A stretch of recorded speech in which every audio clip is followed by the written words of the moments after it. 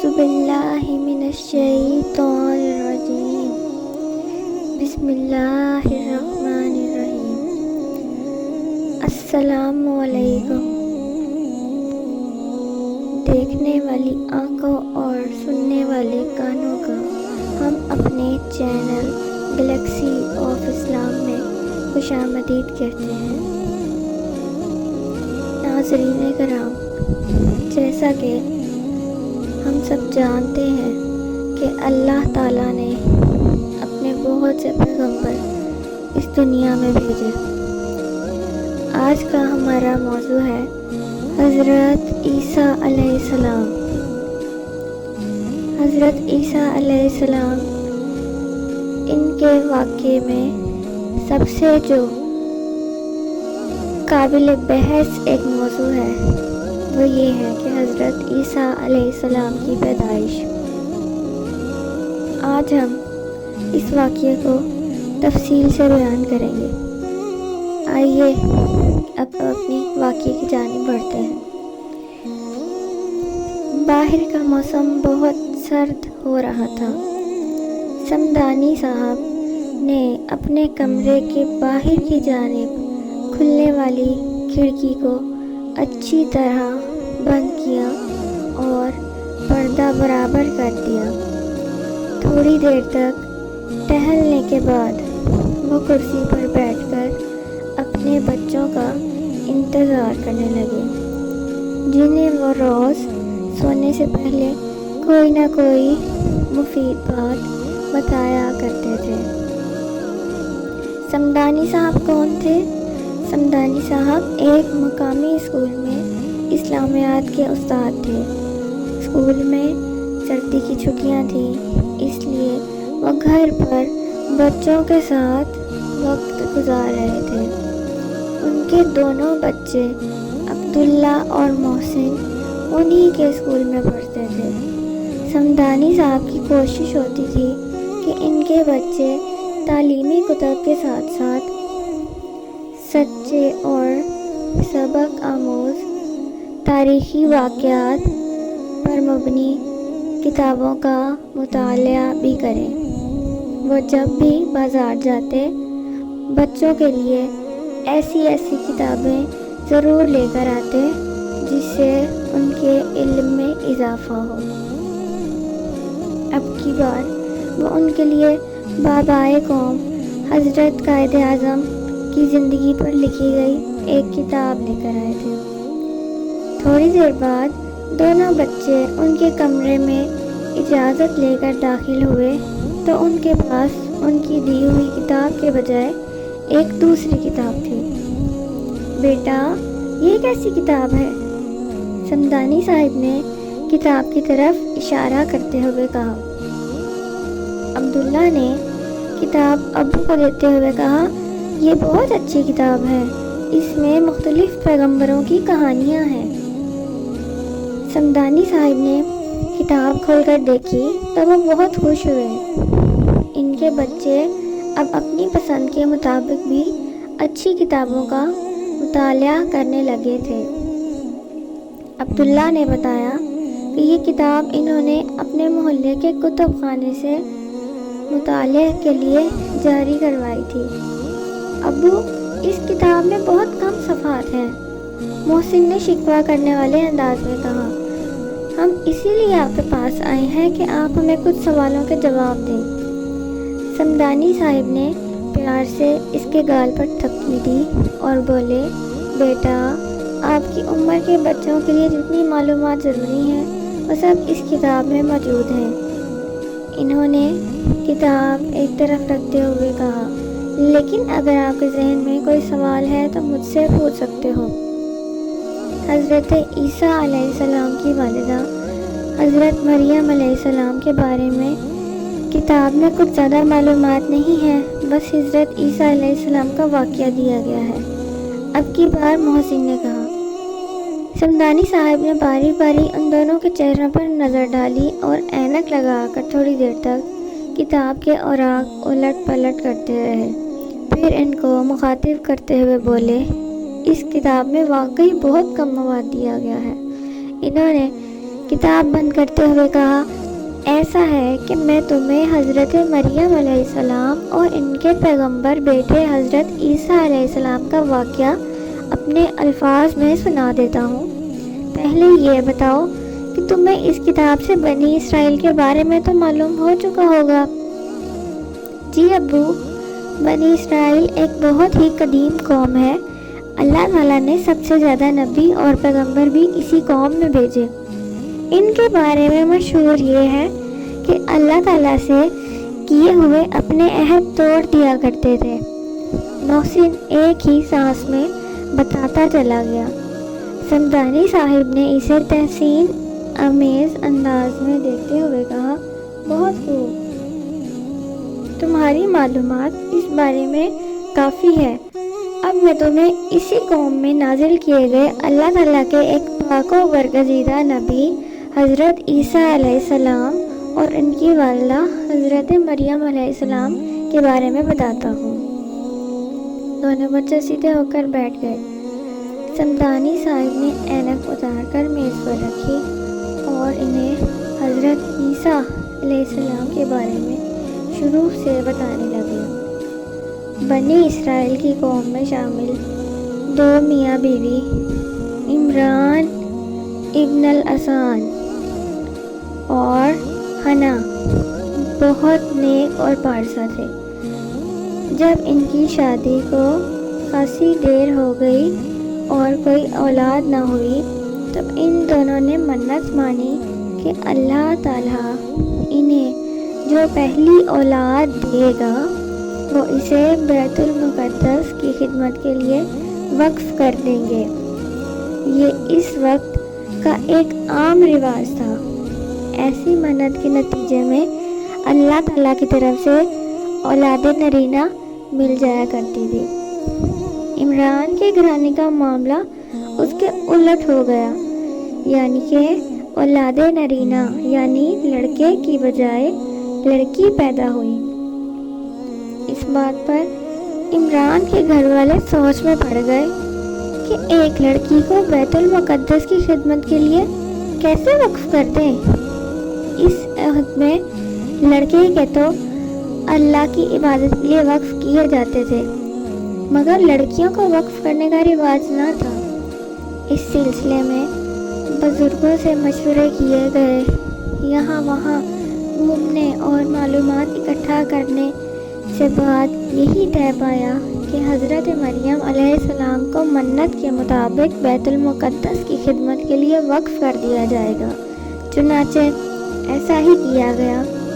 اس طرح حضرت مریم علیہ السلام بیت المقدس کی خدمت کے لیے وقف کر دی گئی۔ جب حضرت مریم علیہ السلام کی عمر اتنی ہو گئی کہ عبادت گاہ میں جا سکتی تو انہیں بیت المقدس کے لیے وقف کر دیا گیا۔ یوں تو بیت المقدس میں بہت سے نگران تھے، لیکن حضرت مریم علیہ السلام کی نگرانی کی ذمہ داری سب سے بزرگ حضرت زکریا علیہ السلام کے حصے میں آئی۔ اس کی بنیادی وجہ یہ بھی تھی کہ وہ حضرت مریم علیہ السلام کے حقیقی خالو بھی تھے۔ بیت المقدس میں عبادت گاہ کے خادموں کے لیے چھوٹے چھوٹے کمرے بنائے گئے تھے۔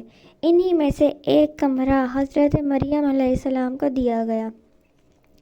حضرت مریم علیہ السلام اپنے اس چھوٹے سے کمرے میں دن رات عبادت میں مصروف رہا کرتی تھیں۔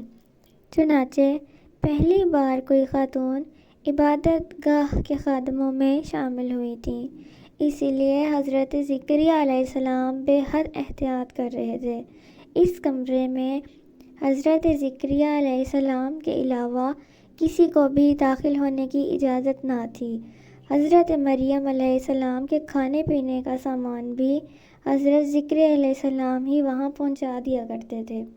ایک بار ایسا ہوا کہ حضرت زکریا علیہ السلام کو کچھ مسئلہ درپیش آ گیا اور آپ کو چند روز تک خوراک نہ پہنچا سکے۔ جب آپ کو فرصت ملی اور خوراک دینے کے لیے اس کمرے میں داخل ہوئے تو حضرت مریم کے پاس پہلے سے ہی پھل اور دوسرا سامان وغیرہ پڑا دیکھا۔ وہ اس بات پر بہت حیران تھے، تعجب میں تھے کہ جب میرے علاوہ یہاں کوئی داخل ہی نہیں ہو سکتا، کسی کو اجازت ہی نہیں، اور کمرے کی چابی بھی صرف میرے پاس ہی ہے، تو یہ کھانا کون دے گیا ہے؟ حضرت مریم علیہ السلام سے پوچھا گیا تو انہوں نے جواب دیا، اللہ کے ہاں سے ہی مجھے یہ رزق مل جاتا ہے، اس سے زیادہ میں کچھ نہیں جانتی۔ سیدہ مریم علیہ السلام کا معمول تھا کہ اپنے کمرے میں بھی وہاں ایک پردہ ڈال لیا کرتی تھیں تاکہ پوری یکسوئی سے ذکر و فکر میں مشغول رہ سکیں۔ چند خاص دنوں میں فرشتے ان کے پاس آیا کرتے تھے۔ انہی فرشتوں نے حضرت مریم علیہ السلام کو اطلاع دی کہ اس کا پروردگار اس پر کس قدر مہربان ہے، اور اس نے حضرت مریم علیہ السلام کو دوسری عورتوں پر فضیلت اور ترجیح دی ہے۔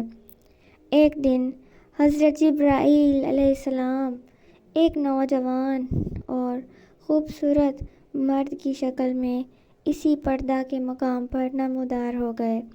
یہ صورتحال دیکھ کر سیدہ مریم علیہ السلام سخت خوفزدہ ہو گئیں، تاہم اجنبی کا نورانی چہرہ دیکھ کر انہوں نے اندازہ لگایا کہ یہ شخص مجھے نقصان پہنچانے کا ارادہ نہیں رکھتا۔ اجنبی نے آپ سے کہا کہ گھبرانے کی کوئی ضرورت نہیں، میرا ارادہ تمہیں نقصان پہنچانے کا نہیں، میں تمہارے پروردگار کی طرف سے بھیجا گیا ایک فرشتہ ہوں۔ میں تمہارے پاس پاک پروردگار کا یہ پیغام لے کر آیا ہوں کہ عنقریب تمہیں اللہ تعالیٰ کی طرف سے ایک پاکیزہ لڑکا عطا ہوگا۔ یہ کہہ کر آپ نے حضرت مریم علیہ السلام کو چند کھجوریں کھانے کو دیں۔ روایت کے مطابق انہی کھجوروں کے کھانے سے آپ کے ہاں حضرت عیسیٰ علیہ السلام کی پیدائش ہوئی۔ ناظرین کرام، یہ اللہ تعالیٰ کا ایک معجزہ ہی ہے۔ جب حضرت عیسیٰ علیہ السلام کی پیدائش ہو گئی تو سیدہ مریم علیہ السلام انہیں اٹھائے ہوئے اپنی قوم کے لوگوں میں واپس آ گئیں۔ جب وہ اپنے لوگوں کے پاس پہنچیں تو انہوں نے بچہ دیکھ کر بغیر کچھ پوچھے طعن و ملامت شروع کر دی اور آسمان سر پر اٹھا لیا اور کہا کہ اتنے باعزت اور پاکیزہ خاندان کی اولاد ہوتے ہوئے یہ تو نے کیا گلگلا دیا؟ تم نے ہمارے پورے خاندان کی ناک کٹوا دی اور ہماری عزت خاک میں ملا دی۔ غرض طرح طرح کی باتیں کی جا رہی تھیں۔ لوگ اس بات پر دھیان سب سے زیادہ حیران تھے کہ کیسے ایک بچہ باپ کے بغیر پیدا ہو سکتا ہے۔ غرض جتنے منہ اتنی باتیں ہوتی رہیں۔ سیدہ مریم علیہ السلام خاموشی اور تحمل سے یہ باتیں سنتی رہیں جو اتنی زیادہ غیر متوقع بھی نہ تھیں۔ سیدہ مریم علیہ السلام نے فرشتے کی ہدایت کے مطابق لوگوں کی کڑوی کسیلی باتوں میں سے کسی کا جواب نہ دیا، بلکہ اس نومولود بچے کی طرف اشارہ کر دیا کہ یہ خود تمہیں جواب دے گا۔ اس بات پر لوگ اور زیادہ غصے ہوئے اور کہنے لگے کہ یہ بچہ جو ابھی پیدا ہوا ہے بھلا ان باتوں کا کیا جواب دے سکتا ہے؟ تب اس نومولود بچے کو اللہ تعالیٰ نے اپنی قدرت کاملہ سے بولنے کی قوت عطا فرمائی، اور پہلی بات جو اس نے کی وہ یہ تھی، میں اللہ کا بندہ ہوں، میں اللہ کا بندہ ہوں۔ یہ تھے وہ کلمات، وہ الفاظ جو اس بچے نے اللہ تعالیٰ کی دی ہوئی قوت سے ادا کیے۔ اس وقت کے جاہل لوگ یہ بات کو سمجھ نہ سکے اور لوگوں نے آپ کے بارے میں طرح طرح کی افسانوی باتیں مشہور کر دیں جن کا حقیقت میں کوئی وجود نہ تھا۔ حضرت مریم علیہ السلام نے حضرت عیسیٰ علیہ السلام کی بہترین روحانی تربیت کی۔ یوں تو حضرت عیسیٰ کی پیدائش ہی اللہ تعالیٰ کا بڑا معجزہ تھا، لیکن اس کے علاوہ بھی اللہ تعالیٰ نے آپ کو 4 معجزے عطا کیے جن کا قرآن کریم میں ذکر آیا ہے۔ ایک تو یہ کہ آپ مردوں کو اللہ کے حکم سے زندہ کر دیا کرتے تھے۔ دوسرا، کسی اندھے کو آنکھوں پر ہاتھ پھیر دیتے تو اس کی بینائی لوٹ آتی اور وہ دیکھنے لگ جاتا۔ تیسرا، کسی کوڑھی کو پھونک مار دیتے تو وہ بھلا چنگا ہو جاتا۔ چوتھا، آپ مٹی کے پرندے بنا کر ان پر پھونک مارتے تو وہ زندہ ہو جاتے اور اڑنے بھی لگتے۔ جس وقت حضرت عیسیٰ علیہ السلام کو رسالت ملی، اس وقت ان کی قوم میں دنیا جہان کی تمام خرابیاں موجود تھیں۔ وہ لوگ اس قدر سرکش ہو گئے کہ ان کے ایک بادشاہ نے اللہ کے نبی حضرت یحییٰ علیہ السلام کو قتل کر دیا تھا۔ استغفر اللہ۔ حضرت عیسیٰ علیہ السلام نے ان حالات میں بنی اسرائیل کی اصلاح کرنے کا مشن سنبھالا۔ آپ نے اپنی قوم کو مخاطب کر کے فرمایا کہ میں اللہ تعالیٰ کا رسول اور پیغمبر ہوں۔ میں اللہ کی جانب سے تمہارے لیے ہدایت کا پیغام لے کر آیا ہوں اور تمہاری اصلاح میرے سپرد ہوئی ہے۔ تمہاری ہدایت کے لیے میں اللہ کی کتاب انجیل لے کر آیا ہوں۔ یہ کتاب سچ اور جھوٹ کا فیصلہ کر دے گی۔ بنی اسرائیل کے یہودی اس قدر سرکش ہو چکے تھے کہ حضرت عیسیٰ علیہ السلام کی تبلیغ اور وعظ و نصیحت نے ان پر کوئی اثر نہ کیا، بلکہ وہ الٹا ان کے دشمن ہو گئے، اور جب وہ ان کے معجزات کو دیکھتے جو حضرت عیسیٰ علیہ السلام ان کو دکھاتے تو وہ بدنیت پکار اٹھتے کہ یہ تو کھلا جادو ہے، اور یہ لوگ حضرت عیسیٰ علیہ السلام پر بہتان کستے اور ان کی توہین کرتے۔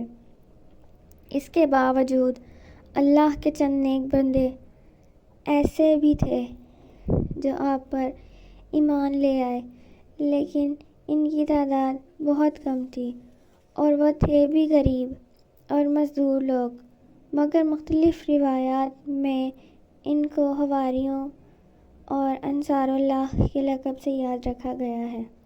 یہودیوں کی تمام تر سختیوں کے باوجود حضرت عیسیٰ علیہ السلام اللہ کا پیغام لوگوں تک پہنچاتے رہے۔ جب مشرکوں نے دیکھا کہ آپ ان کو تبلیغ کرنے اور نیکی کی طرف بلانے سے باز نہیں آ رہے،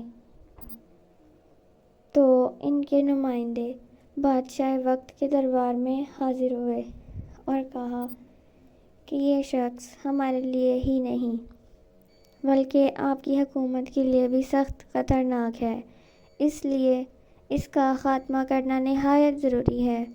یہ کوئی جادوگر ہے، اگر اسے روکا نہ گیا تو یہ ایک دن آپ کے تخت پر قبضہ کر کے بنی اسرائیل کا بادشاہ بن جائے گا۔ بادشاہ نے اسی وقت آپ کی تلاش اور گرفتاری کے احکامات جاری کر دیے۔ بادشاہ بھی ان خبیث لوگوں کے بہکاوے میں آ گیا۔ اس موقع پر اللہ تعالیٰ نے حضرت عیسیٰ علیہ السلام کو آگاہ کیا کہ دشمن جو تیرے خلاف تدبیریں کر رہے ہیں، یاد رکھو ہم اس سے بہتر خفیہ تدبیر کرنے والے ہیں، اور فرمایا کہ تجھ کو دشمن قتل نہ کر سکیں گے۔ ایک دن بادشاہ کے سپاہی حضرت عیسیٰ علیہ السلام مکان کے اندر داخل ہو گئے تاکہ انہیں گرفتار کر لیں اور بادشاہ کے حکم کے مطابق صلیب پر چڑھا کر پھانسی دے دیں۔ جس شخص نے آپ کے بارے میں مخبری کی تھی اور سپاہیوں کو آپ تک پہنچایا تھا، وہ سب سے پہلے مکان میں داخل ہوا۔ اللہ کے حکم سے حضرت عیسیٰ علیہ السلام کو زندہ آسمان پر اٹھا لیا گیا اور وہی مخبر آپ کی شکل اختیار کر گیا۔ سپاہیوں نے اسے حضرت عیسیٰ علیہ السلام سمجھ کر گرفتار کیا اور بادشاہ کے حکم سے صلیب پر چڑھا دیا۔